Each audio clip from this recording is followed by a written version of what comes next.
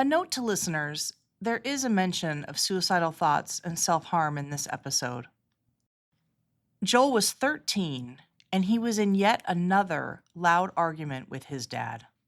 And he tried to exorcise me in the middle of the fight because it had gotten so bad that he, at the end of his rope, really believed he had no other option in that moment because I was being such a little brat that it had to have been a demon inside of me. And I remember as he was, reciting the exorcism, just realizing what was happening and just laughing in his face.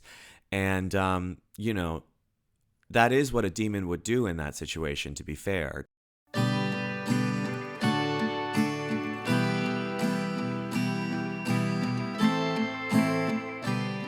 Welcome to In This Family, presented by Nexus Family Healing.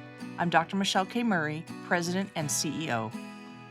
Joel Kim Booster is an actor, writer, and comedian based in Los Angeles.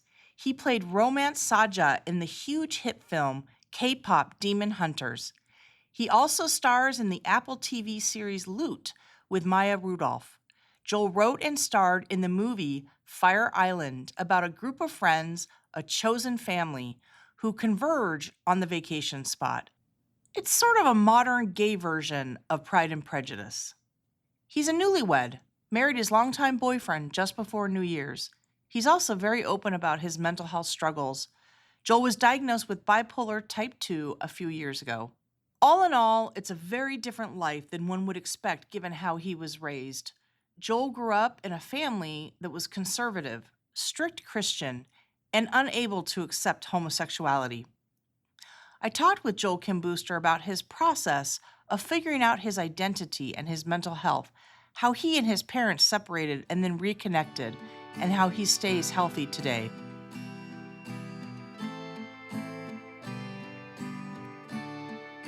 Joel Kim Booster, great to have you on In This Family. Welcome. Thank you for having me. Can you just tell us a little bit about your family? And you were adopted, correct? So Yeah. maybe starting there. Yeah, I was adopted when I was a baby. I was about 3 months old from a tiny island in Korea called Jeju. I grew up in the southwest suburbs of Chicago. My family, all white, mostly white community that I grew up in anyways. They were very, very religious, very, very conservative, and homeschooled us until I was a junior in high school. So I didn't interact with a lot of people just in general outside of my church.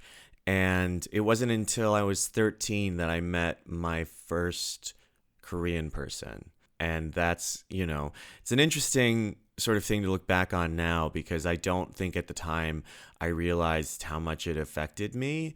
But yeah, I grew up homeschooled, very, very sheltered, very, very under lock and key, and two older siblings that are biological to my parents, and then myself, who they decided to adopt late in the game. I think, to be frank, I don't think I ever remember. I have no conscious memories of my parents sleeping in the same bedroom growing up, and I have a sinking suspicion that they adopted in part because to save the marriage or because they didn't want to sleep together anymore.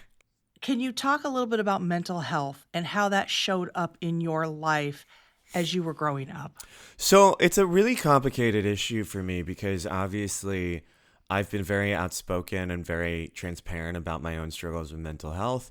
And when I was diagnosed bipolar right before lockdown and the pandemic, it was one of these moments where I was able to look back at the entirety of my life, especially a lot of moments when I was growing up, and have it all suddenly have a framework to understand a lot of the behavior and a lot of the pain that I experienced growing up that was never quite addressed by my family because they were so religious. My parents didn't really believe in mental health or psychology or anything like that. They took me mostly. I was a very difficult kid to raise. I think from a very young age, especially as I hit puberty on, I would have really bad mood swings, really impulsive behavior, really out of control anger that swung into, mania, which is what, hypomania, which is what I know as now. And I think like the signs were all there, and I was a real problem for my family and my parents growing up, but they didn't want to address it. It felt so clear to me that something was wrong. But they did not believe in medication. They did not believe in traditional care for mental health. And so I was sent to a lot of Christian therapists. I took a lot of horny goat weed and St. John's wort as like sort of my stand-in for medication. And I had a lot of really dark moments, especially as a teenager, especially as I went to public school at 16 for my junior year, came out of the closet that year at school and to my friends. And then my senior year, the beginning of it, that my parents read my journal. And I think the thing that you have to understand about at least the way mania manifests in me, and I'll continue to say mania because I think it's a more familiar term for most people listening, but those in the know understand that I have bipolar 2. So what I experience is hypomania, which is a slightly less severe manic episode than what people with BP1 experience. But just to make it easier, I was experiencing mania. And when you experience mania, at least how it manifests in me is I'm the most charismatic, fun-loving, likable, energetic person you'll ever meet. And then if something happens, especially for me, stability and like expectation is a huge part of it. I do not do well when plans change last minute. I do not do well if anything deviates from the vision for my day, my hour, my week, my year that I thought was settled. And so when I was out at school, I sort of like made this decision that I'd never come out to my family because I knew they wouldn't accept me. And when my mom read my journal and sort of confronted me about it and confronted me about specifically all of the entries, the many entries, talking about everything I'd ever lied to my parents about, it was a huge paradigm shift that I was in no way prepared to process. I snapped. I, threatened to kill myself. I threatened to kill my mom. They had to call the police. And I was checked into an inpatient mental hospital for teens that was really famous in our town for kids. That's where kids who were suicidal went. Or for like when I was checked in, there was a girl who was 13 who compulsively messed her pants in an order to get attention. There was kids there my age who were addicted to heroin. My roommate, when I got there, was so upset about having a roommate that he began to bite chunks of flesh out of his arm in order to get out of having a roommate. And this was not necessarily the place for me, especially someone who did not have the language to explain what was happening. And again, like when I'm not,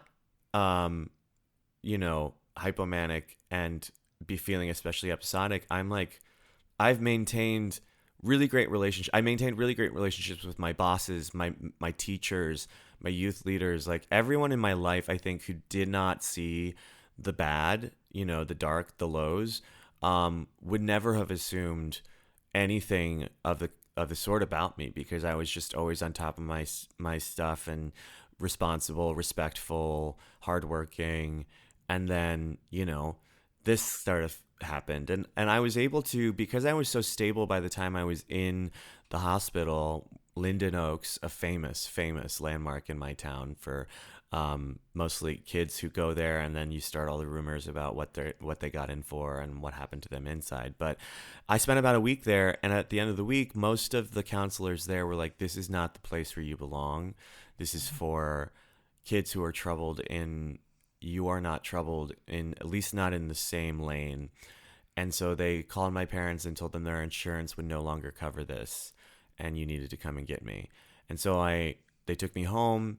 I lived at home for maybe a couple weeks longer. It was very tense. It was not a good situation. And I always am very quick to say, like, my parents did not kick me out of the house. They were not those kinds of people, but they did give me an ultimatum that said, live under the edicts of our house and religion and the rules that we've set out, or leave. And what were those edicts and rules specifically? It's a little nebulous, I'll be real. I I think it was a lot about, going to church, back to church, being involved in that way, certainly not hanging out with the friends that I was hanging out with, not, engaging in any of the activities that I had written about, certainly not expressing my sexuality in any sort of meaningful way. Um, and yeah, and because I listen, the thing is I went to public school. I convinced them to send me to public school after years of begging. I was a junior in high school, and within a month of going to public school, I came out of the closet. I saw for the first time. I smoked weed for the first time. I drank for the first time. I shoplifted for the first time. Like, you cannot keep a kid under lock and key for 16 years and then give him an ounce of freedom and not expect him to explode. Now, granted, I will say on the other side of this, I was getting great grades. I was a leader in a lot of extracurriculars. My teachers loved me. I was like, I am the first person in my family to graduate college. Like, I was a, good kid who just happened to be doing teenager stuff on the side, responsibly and never drank and drive, never did anything crazy. And it was that kind of stuff where I think they really just wanted to rein me in and regain that sense of control. And I think there was talk of taking me out of school again. And I didn't want to do any of that. And I think I would have, again, I think it would have been really dark had I stayed. And I was always really independent and self-sufficient. I'd had a job since I was 14. I bought my first car without telling my parents for $500 and then parked it down the street so they wouldn't know I bought it until one morning my dad drove by me as I was driving to school, and we made eye contact as he drove past, and they were like, "Do you have a car?" I had the car, I had the job, and I was like, there is no reason I need to stay here. And I was essentially emancipated at that point, have not taken a dime of my parents' money since I was 17, which has now become the cornerstone of my personality. No one I know who does not know this about me, because I consistently make it the center of every reason why I am the way I am today. And I couch hopped, I slept in my car for a night, and then I showed up at this girl. Everyone at school knew I was struggling. And this girl I had one class with was like, "Hey, if you need a place to stay, you can stay with us." She did not mean it, but it was getting colder. I showed up at her house, and her parents were like, "You can't let strange boys stay here." Her dad's a quadriplegic. She had 2 younger brothers. Lots going on in that house. But they let me stay the night. And then, I sort of talked to the mom a little bit. And the next morning they were like, "Come back for breakfast or dinner before you leave." And I ended up living with them for the rest of my senior year. This girl and I became best friends through the process of living together. She is still my closest friend to this day. Her family co-signed on my student loans. Wow. Their church bought me a car for graduation. They really were like, they saved my life in so many ways. He was, ironically enough, the Methodist pastor in our town, but very progressive guy. And when I came out at school, my mindset was very much like, because I was so indoctrinated into evangelical religion, I was like, well, I'm going to hell. Like, that's no question. Like, I will definitely die someday and spend eternity in hell. But, I can't fight this anymore, so I might as well lean in and have as much crazy fun as I can have, and then eventually go to hell and be afraid of that for the rest of my life and have that hanging over me. And he caught wind of this at one point, and he sat me down, and as a pastor said, listen, hell is not real. There is no biblical basis for hell. God does not care what your sexuality is. He does not care who you love or who you sleep with. You are good. And that conversation really saved my life, because I think had I continued on in the mindset of, well, I might as well live it up now and do a bunch of stupid shit because I'm going to go to hell anyways, I think that's a really dark headspace for a 16-year-old to be in. And I don't know about the choices I would have made because of that headspace. But yeah, I went to college. This family also, facilitated the reconciliation between me and my own family. Began talking again early as I was going into college. And yeah, we just sort of never circled back around to any of the things that I experienced as a kid. And, they would send me to all these Christian counselors who were not sort of like they were not qualified to be counselors at all. And speaking of my mom and dad sleeping in separate rooms, I remember I brought it up when I was like 12 or 13 to one of these Christian counselors, and I was like, it's strange because they never talk about it. They never, it's this thing that goes unaddressed in our family. They never hug or kiss. I never saw once any sign of physical affection between my parents. They fought all the time. And I was bringing this up as a concern, and the Christian counselor that I was seeing at the time said, that's none of your business. Do not concern yourself with your parents' business. Focus on you. Like, stay out of their business. Like, stop being nosy. And I just remember a lot of shame in that moment. And I've since seen enough counselors and therapists to know that that is not how you respond to a child bringing up something that is deeply concerning to them. But so yeah, that was my experience with mental health growing up. And I was diagnosed bipolar 2 right before the pandemic in late 2019. And it's been a journey ever since to figure out, how that fits in my life. And, it's going to be there. So I have to make room for it in some ways. And I, and learning how to deal with it in the right way.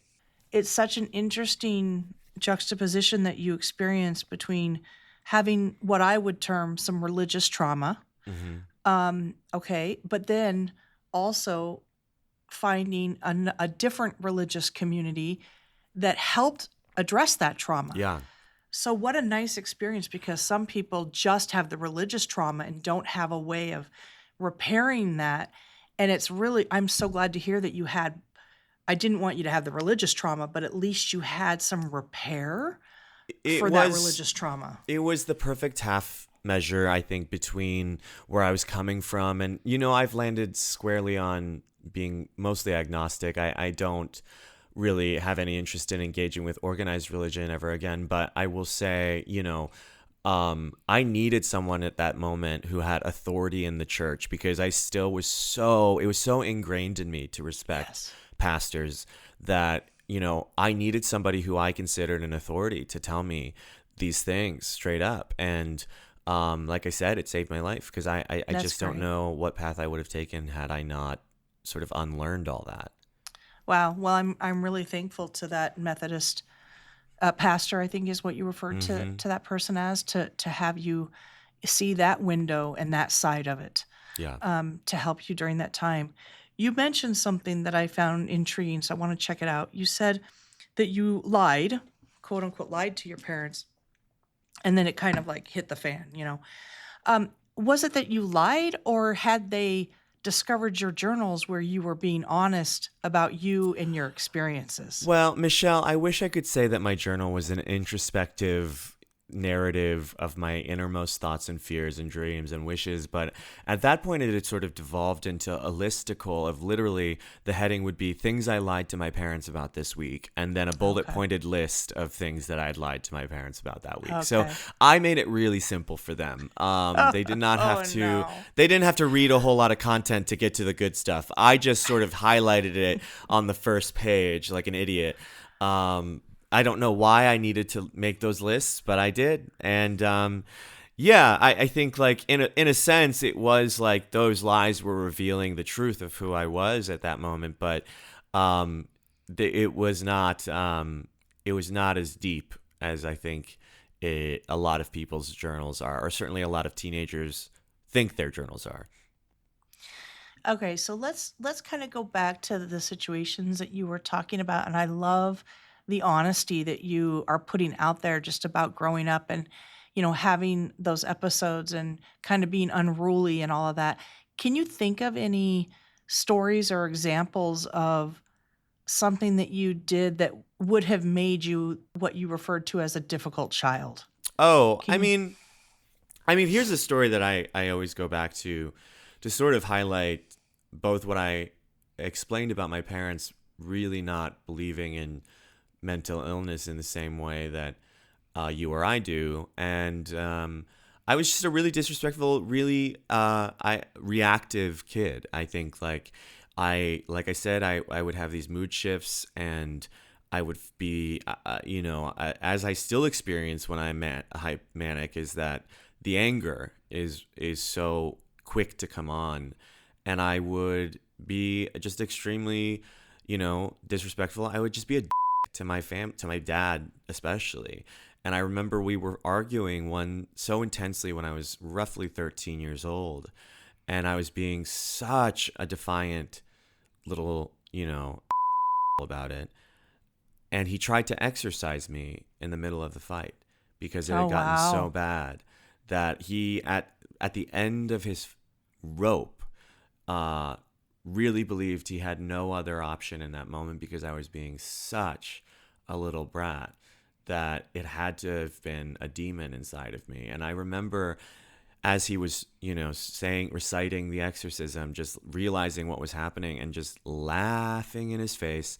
And, that is what a demon would do in that situation, to be fair to my dad. So I I think I only made it seem even more likely that I was possessed at that moment. But yeah, it was things like that. It was just like things I was already, I think, once I especially went to public school, a really defiant, questioning kid. I questioned everything that I'd ever learned and been taught. And then you add on top of that the anger, and I think it's a recipe for a really unhealthy situation, especially when your parents aren't interested in investigating legitimate forms of relief.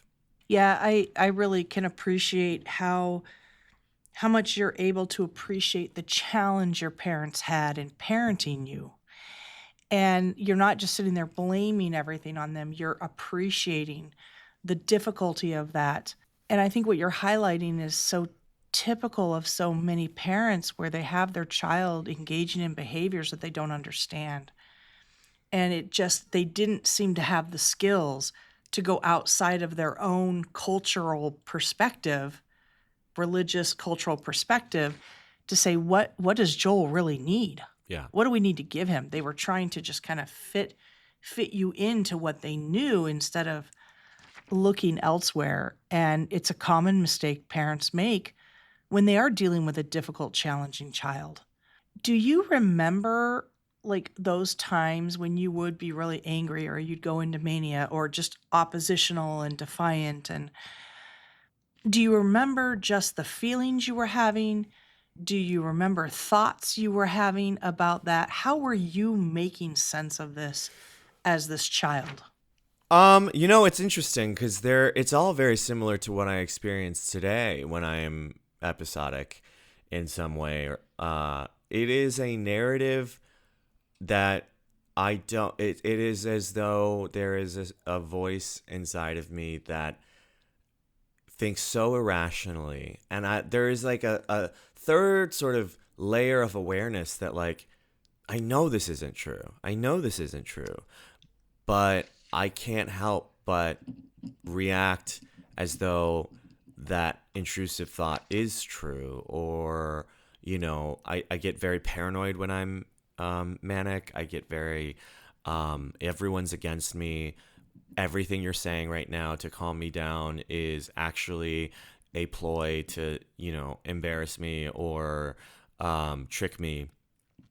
And that was true back then too. I think it was there. It is though, once I was locked into a certain truth that I was convinced was reality, I found it very hard to deviate from it. So if I was like, you know, this gate agent is maliciously trying to ruin my vacation, which I know not to be true, I can't help but react as though it is sometimes. When I'm this is, I will say, like, a lot of these moments were pre being medicated and figuring out that side of the equation. But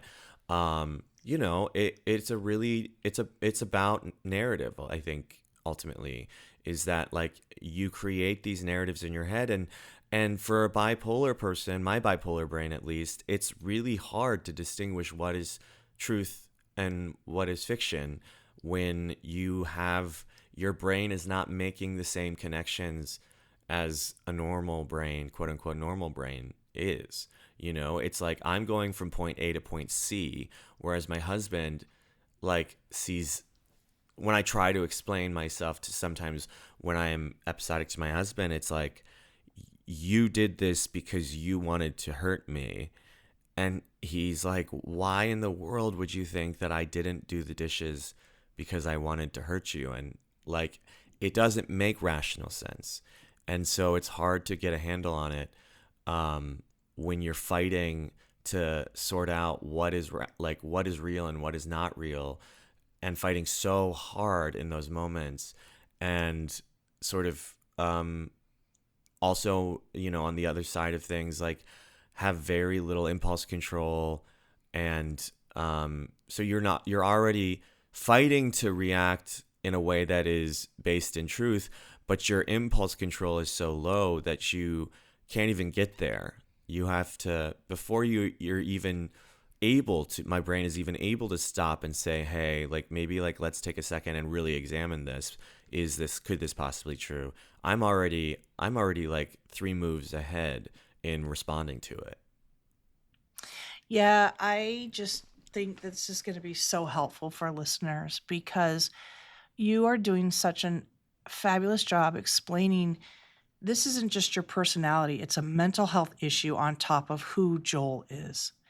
And that's what you're describing. And that's the difference between having just a bad day and our personalities getting triggered and just managing daily life, to managing daily life, having personalities, having bad days on top of the way your brain works differently because of the mental health Right. bipolar and what that does.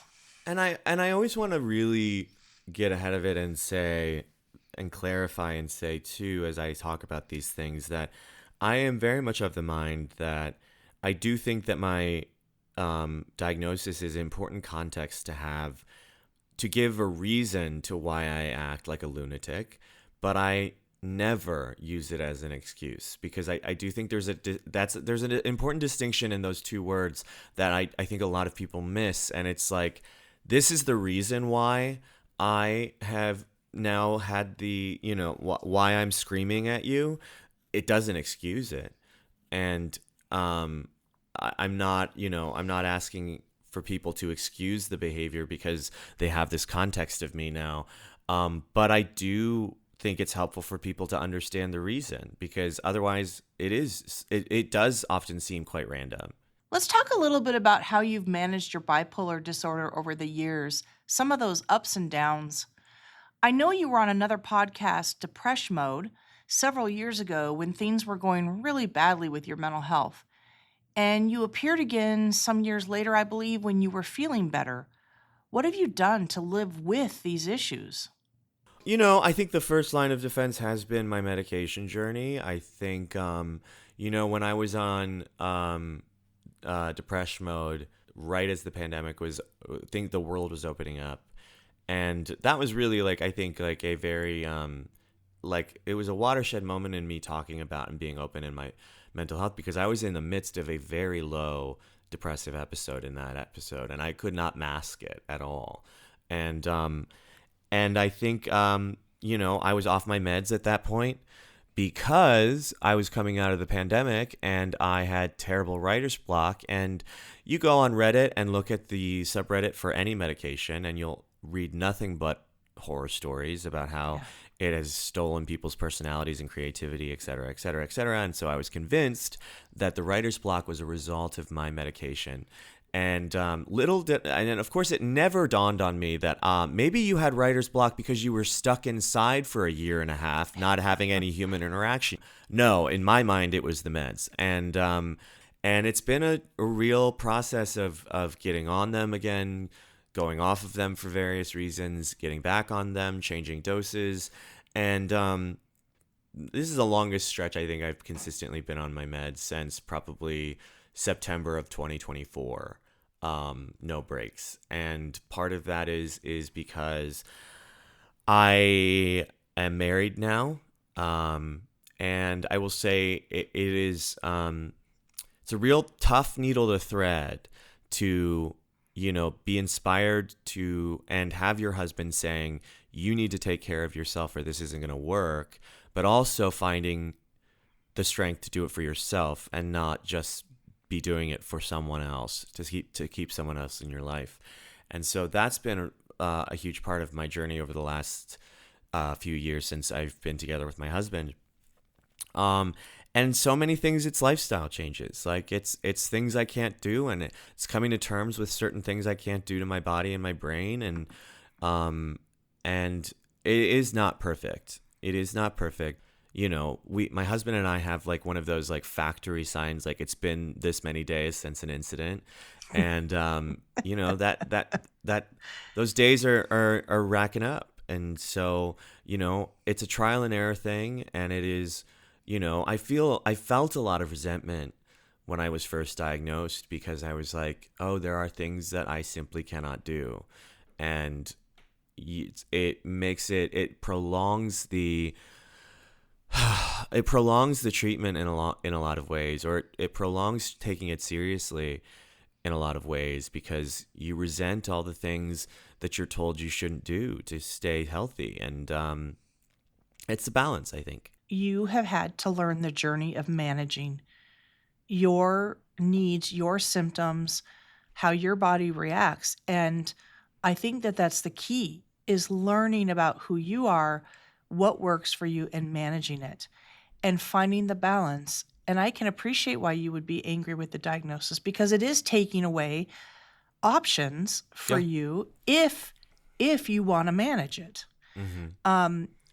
And I think what is so challenging for many people is that they don't know yet what steps to take to manage it and the decisions to make. And so it goes from one extreme to the next, of all in on the medications or all out on the medications, or whatever it is that they do. Yeah, totally. And you have to find that balance so that you can survive, but not lie to yourself that there isn't something that has to be addressed in order to manage. And I want to fast forward a little bit. What happened with your relationship with your parents in terms of them accepting who you are?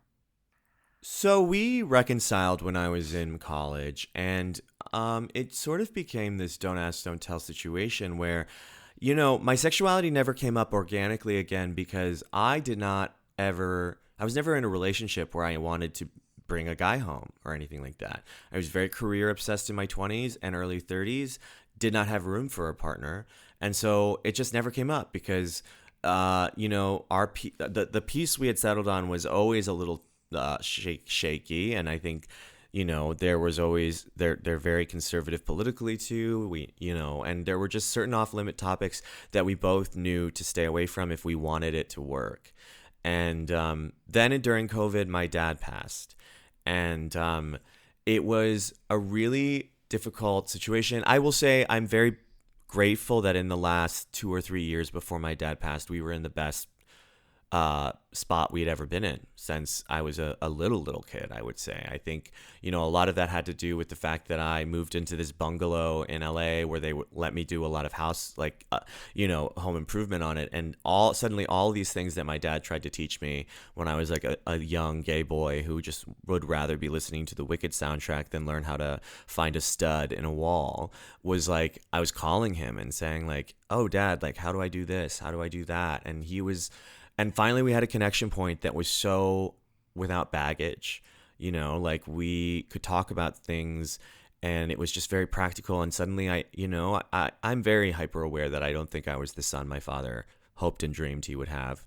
But this got us closer. And, I built a few things in my backyard during the pandemic, and I don't think he'd ever been prouder of me than in those years leading up to his passing when he had COVID. But so he passed away, and I realized that I had never been in a relationship, and I never circled back on this topic with my dad, and I will never know how my dad would react if I brought a guy home. But I called my mom and I said, listen, like, what would you do if I fell in love and brought someone home? And I think because my dad had just passed, her mindset was a little more open than it would have been otherwise. And she was basically like, listen, we're not on the same page on that part of your life, but if you met someone that loved you and you loved them, we'd love them as much as we love your sister's husband. And, I've since, 3 months later, I met my now husband, and he's the first guy I ever brought home. Never in a million years ever conceptualized the idea of bringing a guy home. I just didn't think that was in the realm of possibility. My mother's been lovely to him. My whole family's been lovely to him. Now, they, as much as they love him, they did not come to our wedding, did not sort of shut down radio silence when I said I proposed, because that is sort of the arbitrary line for them. Ultimately, is marriage is between a man and a woman. And listen, it sounds, before any of your listeners go, oh, that's so sad, it's not, because you have to understand the nature of our relationship was such that I stopped expecting certain things from my family a long time ago. I let go. I let go of needing certain emotional, having certain emotional needs met by my family. And I found people that filled in the gaps in my life. And quite frankly, like, it just doesn't, when you stop expecting things from your family, it's very freeing. Like, I'm so glad I'm not 38 years old and still desperate for my parents' approval, which I know many people who are, and it's not me. And I also did not have to manage my mother's expectations of my wedding on the day, which was a bonus for me, 100%. But that's sort of where we are now with things is, when she calls, she asks me about John Michael, my husband, and wishes him well. And, we'll go home again eventually and hang out, and they'll be, so polite, and he's great with my nieces and nephews. So that's a major plus, but there will always be a bit of a distance there. And so when you look at your life now and the people that you put in your life, do you have, it seems like you've kind of created a network for yourself to get those different needs met. Yeah. I guess is where I'm trying to go.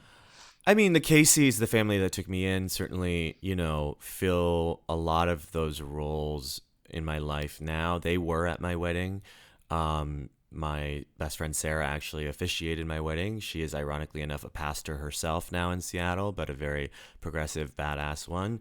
And so, that a lot of amazing friends that I consider family, too many to have the bandwidth to ever see in, a calendar year. And my husband, is such a grounding presence for me, and the most understanding man in the world, and the most patient man in the world, and has really gone through a crash course over the last 5 years in, how to be there for me in a way that is helpful, that isn't condescending, but also isn't enabling. It is, and that is a fine line to walk too.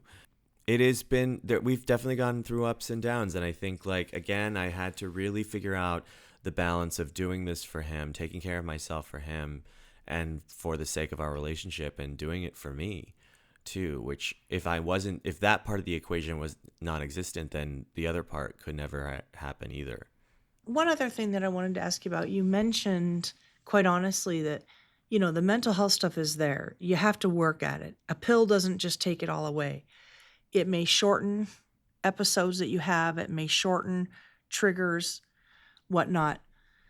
When you do find yourself coming up against a trigger, or like the dishes example that you gave with your husband, right? What other techniques have you found that you use when he's telling you, look, I didn't do this to make you mad or to get back at you, right? What interventions are you using for yourself to kind of like, okay, Joel, focus in? I think a big part of it is removing myself from the situation a lot of times. Because if I have enough rationality to understand that what I'm feeling might be a lie, or, not reality, it is sometimes best to, while I sort out what's real and what's not, to just remove myself from the situation, whether that's leaving the house, leaving the room, leaving the party we're at. It is important to understand sometimes that awareness of what's going on is not always enough to fix it. especially when you're in the moment with it. And so I think like a lot of the clarity that medication has given me, it, again, doesn't always stop the episode, but gives me enough of a chance to realize that I need to go away and sort out, like, and center myself and really like let this sort of run its course in a way before I re-engage with this conversation. And I think, you know, I wish I could say that I had a better solution than that, but I often don't disengage, and I often don't take myself out. And the really insidious thing I think about me is, and the way my disease manifests, is that I have always, since I was a teenager, really understood the social capital and credit that I have with the person that is in front of me. And I am able oftentimes when I'm, say, at work to really suppress any sort of reactivity around certain people that I don't have the credit with, that I just don't, they don't know me, they don't love me, they are my coworkers, etc. Now, this is not to say I've never done that at work, but unfortunately, like, there's always a calculus going on in my head when I am reactive. That's like, okay, how shitty can I treat this person and get away with it at the end of the day, or get forgiveness on the other side? And, you know, I have a lot of credit with my husband. And one thing I think I promised him in our vows even was that I would never take advantage of his patience and love for me to sort of just feel like I can get away with anything.